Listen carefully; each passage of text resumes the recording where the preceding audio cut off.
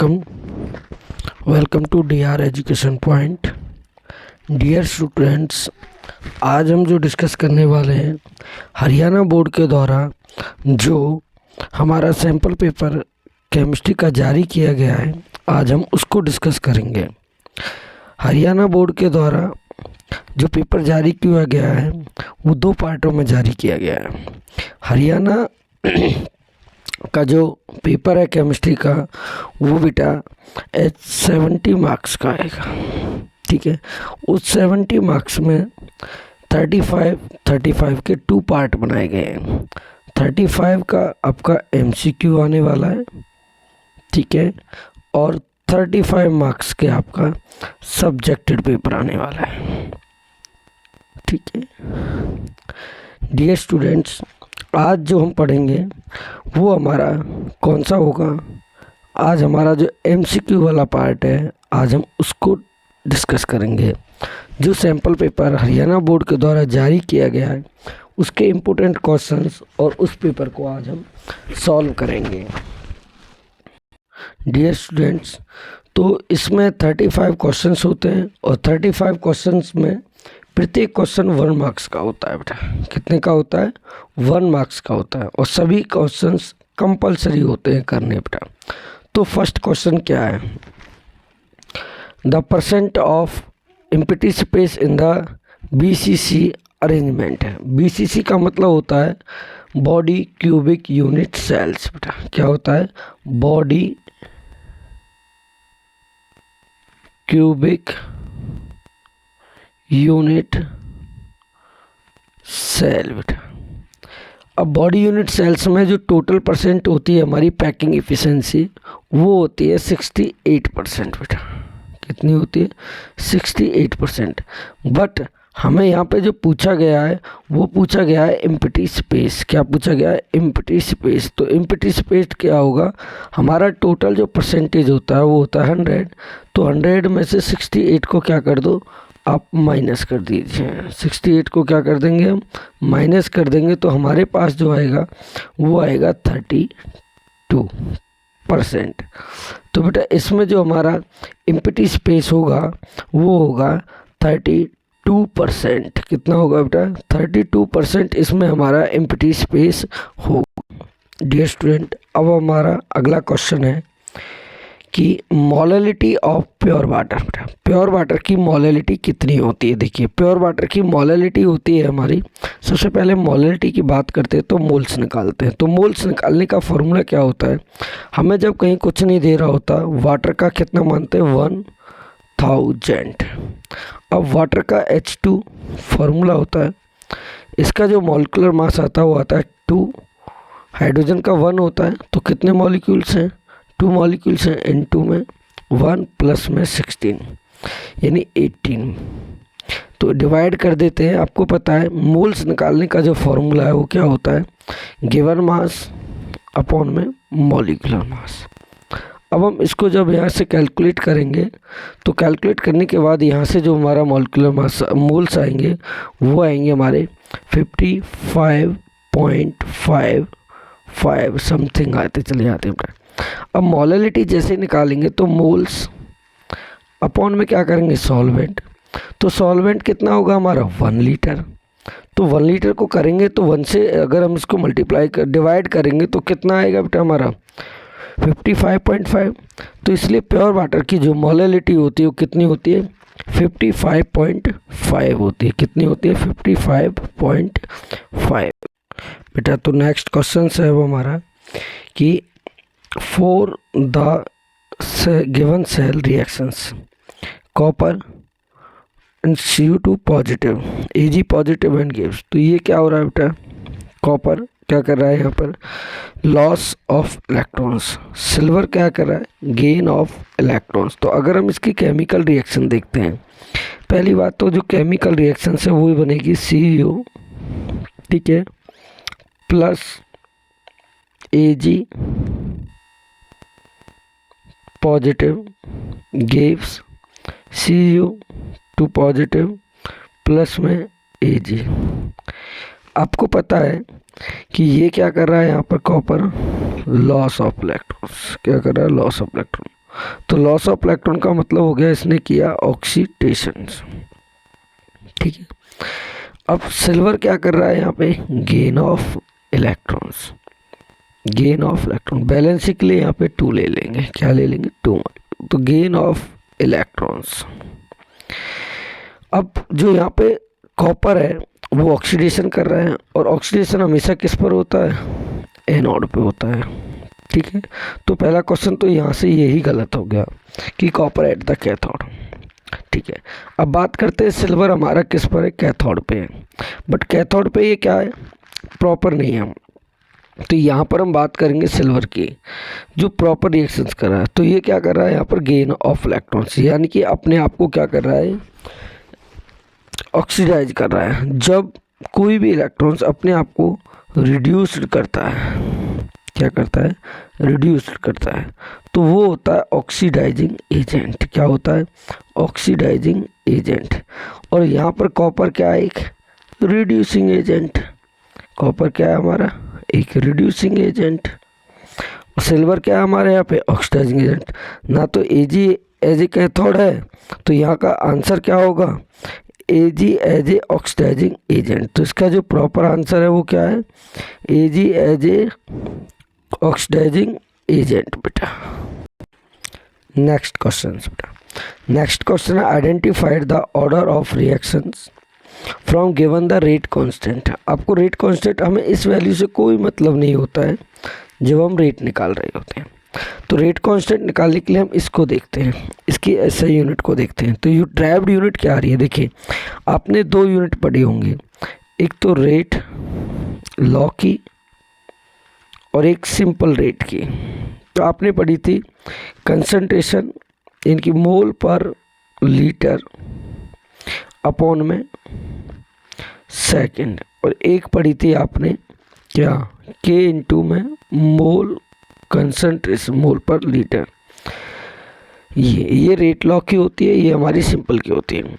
अगर हम इसकी पावर कर देते हैं, क्या है यहाँ पर 1 करते हैं तो क्या आएगी, तो हम इसकी पावर करके देखते हैं, 0 से स्टार्टिंग करते हैं। 0 पर किसी की पावर फर्स्ट करने पर तो क्या आता है हमारा, 0 पर किसी की पावर 0 करते हैं तो हमारी वैल्यू आती है 1। तो ऊपर जाकर ये क्या हो जाएगा, यहाँ पे क्या आ गया, के इंटू में 1 इक्वल मोल पर लीटर और सेकंड। अब ऊपर लेके जाएंगे तो क्या बन जाएगा, मोल पर लीटर पर सेकंड। तो यही आ रहा है इसमें। तो कौन सा ऑर्डर हुआ हमारा, 0 ऑर्डर हुआ। कौन सा ऑर्डर हुआ, 0 ऑर्डर। तो इसका आंसर जो आया है वो क्या आया है हमारा, 0 ऑर्डर आया है। कोई डाउट बेटा किसी को, ठीक है, अगर किसी को डाउट होता है तो आप कमेंट में करके पूछ सकते हैं बेटा। नेक्स्ट क्वेश्चन बेटा, ये कह रहे हैं हार्डेज रूल्स बेटा। According to Hardy's rules which of the following highest flocculating powers. देखो हार्जेस रूल का डिपेंड करता है हमारा बैलेंस इलेक्ट्रॉनों पे, यानी कि बैलेंसी की ग्रेटर। ये according to this rules greater the valence electron, जितने ज़्यादा वैलेंस इलेक्ट्रॉन होंगे उतना ही क्या होगा, ये हमारा बहुत ज़्यादा क्या शो करेगा, हार्जेस रूल को ज़्यादा शो करेगा। जितने ज़्यादा इसके पास इलेक्ट्रॉन्स होंगे उतना ही ज़्यादा क्या होगा, ये हार्जेस रूल को शो करेगा, याद रखिएगा। तो सबसे ज़्यादा वैलेंसी, सबसे ज़्यादा आयंस किसके ऊपर आ रहे हैं, जितने ज़्यादा नंबर ऑफ आयंस होंगे, जितनी ज़्यादा ग्रेटर वैलेंसी होगी उतनी ज़्यादा हार्जेस रूल होगा। तो देखो सबसे ज़्यादा आयंस किसके पे आ रहे हैं, एल्युमिनियम पे। तो इसका आंसर क्या होगा, एल्युमिनियम होगा। एल्युमिनियम 3 पॉजिटिव, ये इसका क्या होगा, आंसर होगा। जितनी ज़्यादा ग्रेटर वैलेंसी होगी, हमें इसमें एक चीज़ नहीं देखनी होती कि पॉजिटिव कितना है कि नेगेटिव कितना, नहीं, हमें क्या देखना होता है, नंबर ऑफ चार्ज कितना है बेटा। ठीक है बेटा, हमारा जो नेक्स्ट क्वेश्चन है कि in which compound in the following compound which has a minimum boiling point, सबसे कम बॉइलिंग पॉइंट किसका होगा। देखिए आपको एक बात बताते हैं, ये हमारी ऑक्सीजन फैमिली है। ऑक्सीजन फैमिली में रिएक्शन विद हम हाइड्रोजन कर रहे हैं। तो ऑक्सीजन में आपको पता है ऑक्सीजन और हाइड्रोजन क्या शो करते हैं, H बॉन्डिंग को शो करते हैं। और जहाँ H बॉन्डिंग होती है वहाँ तो मैक्सिमम बॉइलिंग पॉइंट होगा, तो इसका तो मैक्सिमम है, तो ये तो आंसर में है ही नहीं। अब बात करते हैं सेलेनियम और टेलेनियम का। इनका मास बढ़ जाता है, डाउन द ग्रुप इनका मेटलिक बॉन्ड भी बढ़ जाता है, जिसके कारण से ये तो किसकी फॉर्म में चले गए, कोई सॉलिड की फॉर्म में चला गया, कोई लिक्विड की फॉर्म में चला गया। अब बात बढ़ती है हमारी H2S की। ये गैसियस फॉर्म में रहता है और इसका जो ये हाइड्रोजन बॉन्डिंग को शोर भी नहीं करता, तो जो सबसे कम जो हमारा बॉइलिंग पॉइंट आएगा वो किसका आएगा, H2S का आएगा। किसका आएगा, H2S का सबसे कम बॉइलिंग पॉइंट होता है, क्योंकि ये किसकी फॉर्म में होता है, गैसियस फॉर्म में होता है। किसकी फॉर्म में होता है, गैसियस फॉर्म में होता है, इसलिए इसका सबसे ज़्यादा नहीं, सॉरी बेटा, सबसे कम बॉइलिंग पॉइंट हो। नेक्स्ट क्वेश्चन बेटा, अब पूछा गया विच of the following strong reducing agent. बेटा अब आपको पता है कि पी ब्लॉक में बताया गया, देखो ये कौन सी फैमिली है, ये नाइट्रोजन फैमिली है। नाइट्रोजन फैमिली में नाइट्रोजन, फास्फोरस, आर्सेनिक, एंटीमनी और विस्मिथ। क्लियर, एक चीज़ याद रखें, down the group reducing character क्या होता है, इंक्रीज होता है। क्या होता है बेटा, इंक्रीज होता है। तो सबसे ज़्यादा नीचे कौन सा आ रहा है, हमारा विस्मित आ रहा है, तो सबसे ज़्यादा जो हमारा रिड्यूसिंग नेचर होगी वो किसकी होगी, विस्मित की होगी, विस्मित हाइड्राइड की। तो क्लियर है बेटा, नाइट्रोजन, फास्फोरस, आर्सेनिक, एंटीमनी और विस्मित। तो BiH3 की सबसे ज़्यादा स्ट्रॉन्ग रिड्यूसिंग नेचर होगी और सबसे स्ट्रॉन्ग रिड्यूसिंग एजेंट भी होगा। नेक्स्ट क्वेश्चन बेटा, इसमें क्वेश्चन पूछा गया विच of the following ions is colourless in aqueous form. हमें एक्वस की फॉर्म में दे रखे हैं, तो इसमें से कलरलेस कौन सा, देखिए याद होगा ये हमारा डी ब्लॉक का क्वेश्चन है। एक क्वेश्चन बताया जाता है कि अगर अनपेयर्ड क्या आ जाते हैं, अनपेयर्ड इलेक्ट्रॉन्स आएंगे तो हमारा कलर्ड होगा। अगर हमारे पास पेयर्ड इलेक्ट्रॉन आ जाए, क्या आ जाए, पेयर्ड इलेक्ट्रॉन आ जाते हैं, तो वो हमारे पास को कंपाउंड कैसा होगा, कलर लेस होगा। एक ट्रिक और बताई जाती है, पता वो ट्रिक क्या है, अगर D129 को शो करता है, अनपेयर्ड इलेक्ट्रॉन को शो करता है, तो वो क्या होगा, हमारा कलर्ड कंपाउंड होगा। कौन सा कंपाउंड होगा, कलर्ड कंपाउंड होगा। कौन सा कंपाउंड होगा बेटा, वो कलर्ड। अगर D0 या फिर D10 आ जाते हैं, तो यानी कि पेयर्ड इलेक्ट्रॉन आ गए। कौन से इलेक्ट्रॉन आ गए, पेयर्ड इलेक्ट्रॉन आ गए। और पेयर्ड पे क्या होता है हमारा, वो कलरलेस। तो देखिए करके देखते हैं किस में अनपेयर्ड आते हैं और किस में पेयर्ड आते हैं। सबसे पहले बेटा हम कर रहे हैं किसका, देखिए आपको बता ही दिया है कि अनपेयर्ड इलेक्ट्रॉन आने पर क्या रहता है, कलर, और पेयर्ड इलेक्ट्रॉन आने पर क्या रहेगा, कलरलेस। चलिए करते हैं। तो सबसे पहले हमारे पास दे रखा है Fe2 पॉजिटिव। क्या दे रखा है बेटा, Fe2 पॉजिटिव। अब इसका हम इलेक्ट्रॉन कॉन्फिगरेशन करेंगे तो ये आएगा हमारा 3d6 4s2। अब इसने 2 इलेक्ट्रॉन को लॉस कर दिया, तो ये 2 इलेक्ट्रॉन चले गए, तो 3d6। तो इसमें अनपेयर्ड इलेक्ट्रॉन 4 अनपेयर्ड इलेक्ट्रॉन निकालते हैं, जैसे D10 माइनस में D जितने भी आ रहे होते हैं, तो 4 इसमें अनपेयर्ड इलेक्ट्रॉन होते हैं। तो यानी कि अनपेयर्ड इलेक्ट्रॉन इसके अंदर हैं। तो Mn का इलेक्ट्रॉन कॉन्फिगरेशन क्या होता है, 3d5। तो इसमें भी अनपेयर्ड इलेक्ट्रॉन है। टाइटेनियम का कितना होता है, 3d2 और 4s2। तो इसका मतलब इसके अंदर भी क्या होगा, एक अनपेयर्ड इलेक्ट्रॉन प्रेजेंट है। अब बात करते हैं हम सेकेंडेनियम की। किसकी बात करते हैं, सेकेंडेनियम की। सेकेंडेनियम के एटॉमिक नंबर होता है 21, 3d1 4s2। अब इसने तीनों इलेक्ट्रॉन निकाल दिए, तो क्या बच गया, 3d0। और मैंने 3d0 पे क्या बताया था, पेयर्ड इलेक्ट्रॉन। और पेयर्ड इलेक्ट्रॉन को के बारे में मैंने क्या बताया था, जो पेयर्ड होते हैं वो कैसे होते हैं हमारे, कलरलेस। कैसे होते हैं बेटा, कलरलेस। तो आंसर क्या हुआ इसका, सेकेंडेनियम हुआ। आंसर क्या हुआ बेटा इसका, सेकेंडेनियम। सेकेंडेनियम 3 पॉजिटिव इसका आंसर हुआ, जो कि कलरलेस कंपाउंड है।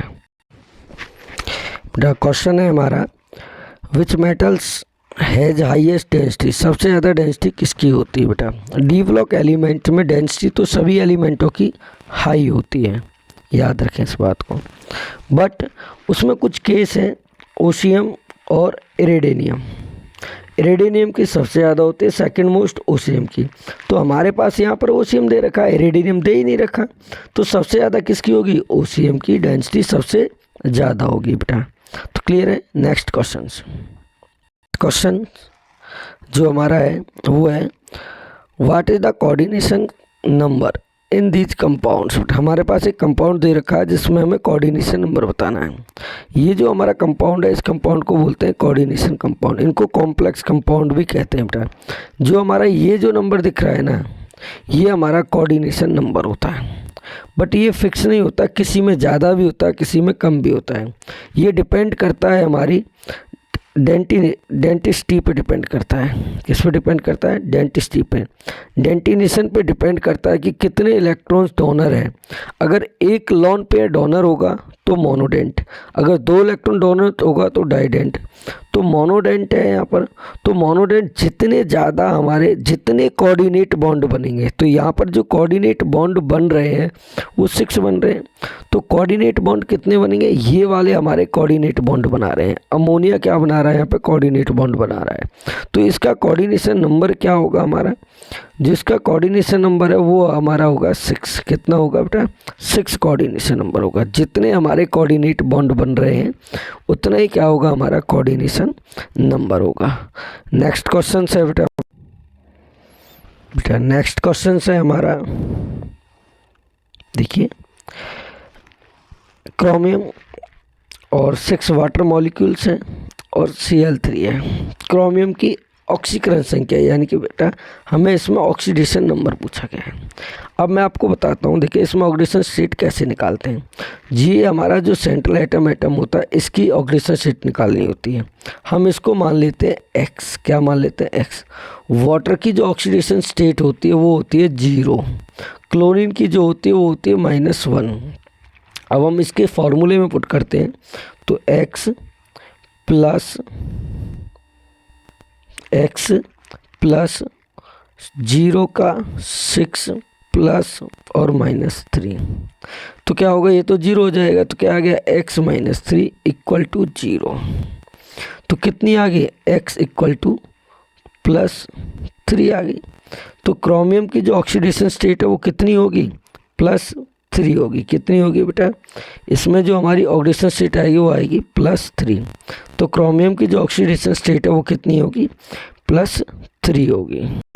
नेक्स्ट क्वेश्चन है बेटा हमारा कि organic compound which show the complete stereo के इन्वर्सेशंस ड्यूरिंग द SN2। बेटा SN2 रिएक्शंस के अंदर इन्वर्सेशंस किसके अंदर होते हैं। देखिए बेटा आपको मैं बता देता हूँ, जो हमारी SN2 रिएक्शंस है उसका एक रिएक्टिविटी ऑर्डर होता है। सबसे पहले होता है हमारा मिथाइल, फिर होता है हमारा प्राइमरी, फिर होता है सेकेंडरी और फिर होता है टर्सरी। याद रखिए। तो सबसे ज़्यादा जो हमारा इंसोसिएशन शो करेगा, अब देखो बेटा टर्सरी तो सबसे लेस रिएक्टिव है, तो ये तो करना ही नहीं है कंप्लीट। सेकेंडरी भी शो नहीं करता, तो अब हमारा नन ऑफ दिस तो है नहीं, तो आंसर क्या बचा, मिथाइल। क्योंकि इसमें क्या होता है, बैक बॉन्ड पे जाकर के रिएक्शंस होती है। कैसे बेटा, मैं आपको बता देता हूँ बैक बॉन्ड पे कैसे रिएक्शन। जैसे ये हमारा मिथाइल हो गया, CH3H और Cl। अब हमारा कोई भी न्यूक्लियोफाइल्स है वो यहाँ से इस पे अटैक करेगा और एक इंटरमीडिएट फॉर्म बनाएगा। वो इंटरमीडिएट फॉर्म क्या होगी, देखो CH3H, ये बॉन्ड पार्सली यहाँ से बनता चला जाएगा, NU जुड़ता चला जाएगा और ये पार्सली हमारा क्या होगा, हट बॉन्ड ब्रेक होगा। ये ब्रेक होता चला जाएगा, ये जुड़ता चला जाएगा। तो इसमें जो हमारा शो करता है वो मिथाइल सबसे बेस्ट इन्वर्जेंसेशन को शो करता है स्टेरियो केमिकल रिएक्शंस के अंदर। तो इसका आंसर क्या होगा, मिथाइल क्लोराइड। क्या होगा बेटा, मिथाइल क्लोराइड।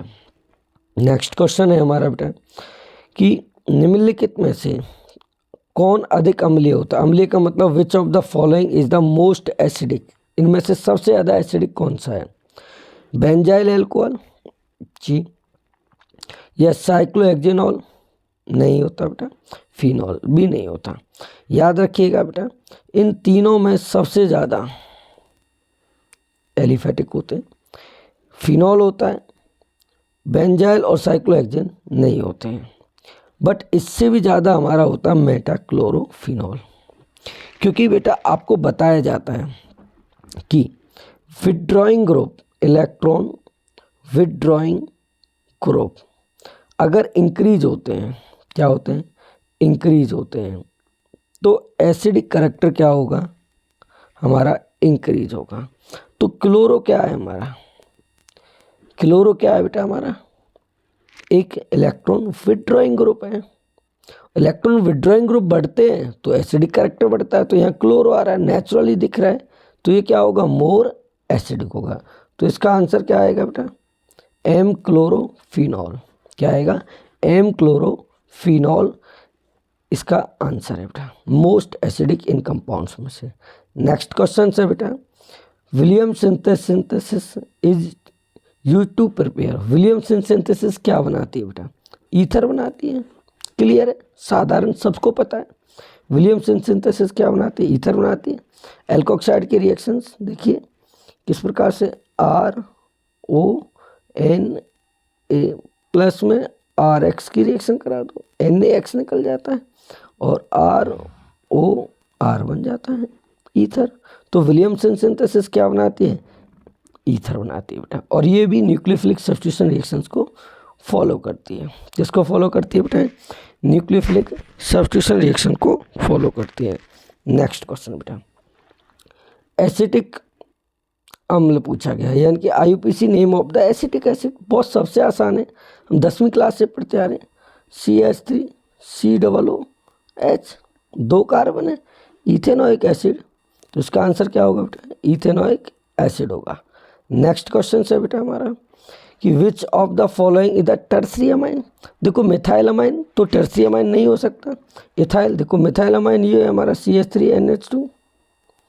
अब ethyl amine CH2 CH3 CH2NH2, ये भी नहीं हो सकता। टर्सरी ब्यूटाइल ये खुद से नहीं है। तो आंसर क्या बन गया हमारा, try ethyl amine. Try ethyl amine का मतलब देखो ET का होल थ्राइस और N, ये कंपाउंड हमारा क्या होगा, टर्सरी अमाइन होगा। ET का मतलब होता है इथाइल, यानी कि CH3 और CH2, ये ग्रुप होता है बेटा। नेक्स्ट क्वेश्चन है हमारा बेटा, which base is present the DNA। जो DNA में प्रेजेंट होता है, नॉट RNA। देखिए बेटा DNA के अंदर 4 बेस पेयर्स होते हैं। नाइट्रोजन बेस पेयर्स कितने होते हैं, 4 होते हैं। ए हमारा जो जुड़ता है, देखिए मैं आपको बता देता हूँ, A G C और T, ये होते हैं बेटा DNA के अंदर। अब RNA में जो होता है वो थायमाइन नहीं होता। थायमाइन की जगह RNA में क्या होता है, यूरिसिल होता है। ये RNA में होता है, ये DNA में होते हैं, ये RNA में होते हैं। ठीक है, तो अब DNA में क्या प्रेजेंट नहीं है, एक DNA में यूरिसिल प्रेजेंट नहीं है, तो क्या प्रेजेंट है, RNA, थायमाइन। तो आंसर क्या होगा बेटा, थायमाइन। तो थायमाइन इसका आंसर है, क्योंकि थायमाइन DNA के अंदर प्रेजेंट है बट RNA के अंदर नहीं होता है। नेक्स्ट क्वेश्चन बेटा, मोनोसैक्राइड्स शुगर्स जो अगर हम कर किससे ऑफ्टेन, देखो ये कह रहे हैं in which following, in the following which is not a monosaccharide sugar. इनमें से मोनोसैक्राइड कौन सा नहीं है, देखो ग्लूकोज मोनोसैक्राइड है, फ्रक्टोज भी मोनोसैक्राइड है, मैनोज भी मोनोसैक्राइड है। अब बच्चा क्या, माल्टोज। माल्टोज तो हमें 2 मॉलिक्यूल्स ऑफ ग्लूकोज देता है। सबसे प्योरेस्ट अगर हमें ग्लूकोज मिलता है तो माल्टोज से मिलता है। तो इसका मतलब ये क्या हुआ हमारा, सबसे, यानी कि ये बेटा मोनोसैक्राइड नहीं है। तो आंसर क्या है हमारा, यहाँ पे आंसर क्या हुआ, माल्टोज। हमारा आंसर क्या हुआ यहाँ पे, माल्टोज हुआ।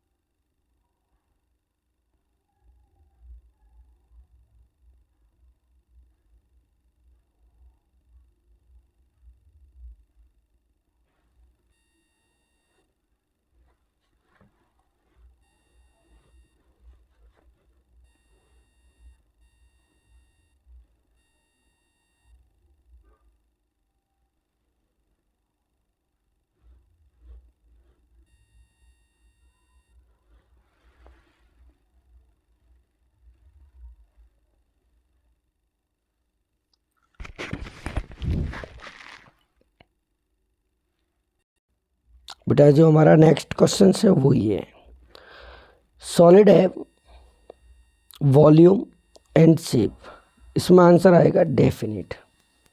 क्या जाएगा बेटा? Definite shape and definite volume, इनके दोनों में क्या आ जाएगा? डेफिनिट आ जाएगा। देखिए बेटा कुछ क्वेश्चंस इसमें हमारे जो 19, 20, 21, 22, 23, 24, 25, 26 जो होते हैं वो हमारे वन सेंटेंस क्वेश्चंस हैं। तो जो हमने फर्स्ट ऑफ ऑल लिए वो वन वर्ड वाले क्वेश्चंस लिए हैं और फिल इन द ब्लैंक्स लिए हैं। 35 में से जो हमारे बेटा ना 8 क्वेश्चंस जो हमारे बचते हैं वो 8 क्वेश्चंस हमारे होते हैं वन लाइन क्वेश्चंस, तो वो मैंने अभी यहाँ पे नहीं लिए हैं। आपको नेक्स्ट वीडियो में वो वन लाइन वाले क्वेश्चन भी आपको शो कर दिए जाएंगे, यानी कि आपका नेक्स्ट टुमारो ही आपकी वो वीडियो अपलोड कर दी जाएगी बेटा। नेक्स्ट क्वेश्चन ये क्लियर हो गया होगा बेटा आपको। तो सॉलिड है definite volume and definite shape. Next question है the sum power of the concentration of reactant in the rate law. अगर देखो power of concentration of reactant को अगर हम ऐड करते हैं तो वो किस में आती है? हमारी ऑर्डर ऑफ रिएक्शंस में आती है। किस में आती है? ऑर्डर ऑफ रिएक्शंस के अंदर आती है, जिससे हम बेटा क्या निकालते हैं? के की वैल्यू निकालते हैं। नेक्स्ट क्वेश्चन है journal electronic configurations of inner transition element. बेटा इनर ट्रांजिशन एलिमेंट बोलते हैं हम एफ ब्लॉक के एलिमेंटों को। किसको बोलते हैं बेटा? एफ ब्लॉक के एलिमेंटों को। तो क्या होता है उसका आंसर? देखो n-2 f, एक मिनट बेटा मैं आपको इसको क्वेश्चन का आंसर यहाँ पे ले लेता हूँ, ये क्लियर कर देते हैं। क्या होगा? n-2 f12 क्या होता है बेटा? 1 to 14 n minus (1) d 0 to 1 ns2। ये हमारा बेटा इलेक्ट्रॉनिक कॉन्फिगरेशन फॉर्मूला होता है एफ ब्लॉक का, जिसको हम क्या बोलते हैं? इनर ट्रांजिशन बेटा। अब बात करते हैं हम the ions are produced, this complex compound present the number of ions। बेटा इस कंपाउंड के अंदर कितने आयंस प्रेजेंट होंगे? तो बेटा हम जिसको आयनाइज करेंगे तो K4 FeCN का होल 6। हम इसको जैसे आयनाइज करेंगे तो ये क्या आ जाएगा? 4K पॉजिटिव और FeCN का 6 और यहाँ पे आएगा 4 नेगेटिव। बेटा कितना आ गया? 4 नेगेटिव आ जाएगा। तो 4 नेगेटिव और इस आयन को अगर हम ऐड करते हैं तो कितना आ जाएगा बेटा? हमारे यहाँ पे आ जाएगा 5। तो इसके जो आयन होंगे वो कितने होंगे बेटा? 5 आयन्स प्रोड्यूस करेगा। 5 ions produce from the complex compound. इसका नाम होता है टेट्रा पोटासियम हेक्सासाइनाइड टोफेरेट। बेटा इसकी जो ऑक्सीडेशन स्टेट आती है वो आएगी +2, क्योंकि बेटा +1 इसकी होती है, साइनाइड की -1 होती है। तो x इसको x मान लेंगे तो x - 2 आएगा, तो इसकी ऑक्सीडेशन स्टेट क्या होगी? +2 होगी। और इसके आयन होंगे वो कितने होंगे बेटा? हमारे +4 आयन्स इसके अंदर हमें प्रोड्यूस होंगे। क्लियर है बेटा आपको वीडियो? नेक्स्ट क्वेश्चन अच्छी लगी है तो लाइक करें, शेयर करें, सब्सक्राइब करें बेटा। अब इस क्वेश्चन में देखोगे कि मेरा क्या मिल रहा है प्रोडक्ट। ये एक स्वार्ज रिएक्शन है, याद रखिए। कौन सी रिएक्शन है? स्वार्ज रिएक्शंस। इस रिएक्शन में स्पेशल हमें फ्लोरोएल्किन मिलता है। तो यहाँ से हमें कंपाउंड जो मिलेगा वो मिलेगा CH। जो हमें कंपाउंड मिलने वाला है वो मिलने वाला है हमारा CH3F प्लस में AgBr निकल रहा है। तो ये जो हमारा 31 क्वेश्चन है इसके अंदर जो होगा बेटा, ठीक है। तो नेक्स्ट क्वेश्चन है हमारा 32। ठीक है। अब इस कंपाउंड के अंदर हम बात करते हैं तो हमारा क्वेश्चंस क्या है, इथेनॉल। बेटा नेक्स्ट क्वेश्चन है आपका कि रिएक्शंस कंप्लीट करनी है, तो देखिए कैसे। आपको याद होगा एल्कोहल का जो अगर हम कंसनट्रेटेड H2SO4 के साथ कराते हैं 413 पे, तो वो हमें ईथर देगा। बेटा क्या देगा, ईथर। क्या देगा, ईथर देगा। अगर इसी रिएक्शन को यही कंडीशंस में 435 पे कराते बेटा, तो ये हमें देता एल्कीन। क्या देता बेटा, एल्कीन देता। याद रखिएगा, अगर एल्कोहल की प्रेजेंस 413 पे कराएंगे तो ईथर मिलेगा, और इसके 2 मॉलिक्यूल्स ले लेंगे बेटा। कितने मॉलिक्यूल्स ले लेंगे, 2 मॉलिक्यूल्स, और हमें क्या मिलेगा, यहाँ पे ईथर मिलेगा। अगर हम इसी रिएक्शन को 435 पे कराते तो हमें कितना क्या मिलता है, एल्कीन मिलता है, अनसैचुरेटेड कंपाउंड्स मिलते हैं। अब हमें क्या मिल रहा है, हमें यहाँ पे ईथर मिल रहा है, CH2 डबल बॉन्ड OC, यानी कि diethyl ether, diethyl ether मिल रहा है बेटा। क्या मिल रहा है, डाई इथाइल ईथर बेटा। तो नेक्स्ट क्वेश्चन है हमारा 33, क्या है देखिए। इसमें हमें इस कंपाउंड की IUPAC नेमिंग बतानी है बेटा। क्या बतानी है, IUPAC नेमिंग बतानी है। IUPAC नेमिंग क्या है, देखो ध्यान से देखना। इसमें हमारा एक मेजर ग्रुप होता है, और वो मेजर ग्रुप क्या है, देखो काउंटिंग करिए, पहले हम इसकी स्ट्रक्चर बना लेते हैं। देखो CH ऊपर, C, CH, CH और C, ये हमारा ये कंपाउंड बन रहा है। तो इसमें कार्बन की चेन काउंट 1 2 3 4 5, तो क्या आएगा, 4 मिथाइल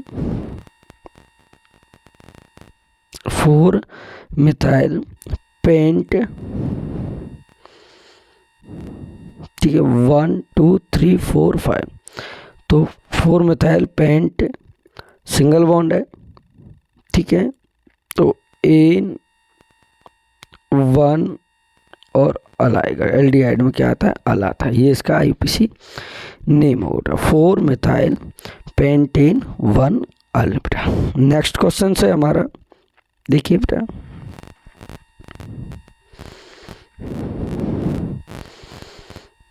नेक्स्ट क्वेश्चन है अब हमारा 34 बेटा। 34 क्वेश्चंस में क्या है, हमें IUPAC नेम बताना है बेटा। एक हमारे पास कोऑर्डिनेशन कंपाउंड है, उसका IUPAC नेमिंग बनाना है बेटा। तो IUPAC नेमिंग क्या होगा, ध्यान से देखिए। सबसे पहले हम जो ये बाहर वाले होते हैं काउंटराइन जिन्हें बोलते हैं, हम लेंगे, तो इसका इसमें नंबर्स को नहीं लिया जाता है, तो इसका नाम होगा पोटासियम, ठीक है, ट्राई ऑक्जिलेटो क्रोमेट, और ऑक्सीडेशन स्टेट जो होगी बेटा इसकी, वो होगी रोमन गिनती में लिखते हैं +3, ठीक है। पोटासियम, ट्राई ऑक्जिलेटो, क्रोमेट और 3 ऑक्सीडेशन स्टेट आती है बेटा। क्लियर है। अब हमारा बेटा लास्ट क्वेश्चन है, विटामिन डी की कमी से होने वाला रोग बेटा, रिकेटिस। कौन सा है, रिकेटिस। इस रोग में क्या होता है, जो हमारी बोन्स होती हैं वो कमज़ोर होती हैं। अगर इसकी कमी हो जाती है तो हमारी बोन्स कमज़ोर होने स्टार्ट हो जाती हैं बेटा। थैंक यू बेटा। आज हमने 35 क्वेश्चंस थे जो हमारे, उनमें से बेटा हमने 8 क्वेश्चंस को रिमूव किया, तो हमने कितने क्वेश्चन किए, 27 क्वेश्चंस किए।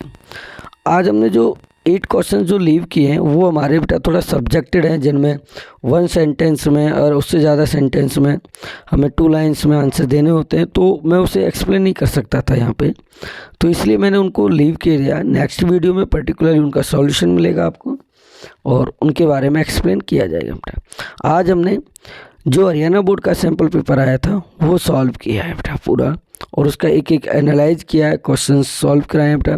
आपके लिए बहुत इंपॉर्टेंट क्वेश्चन है किस तरीके से पेपर को अटैम्प्ट करना है। थैंक यू बेटा, आपका एग्ज़ाम बहुत अच्छा हो, best of luck. Thank you. Please like करें, शेयर करें, सब्सक्राइब करें। Thank you.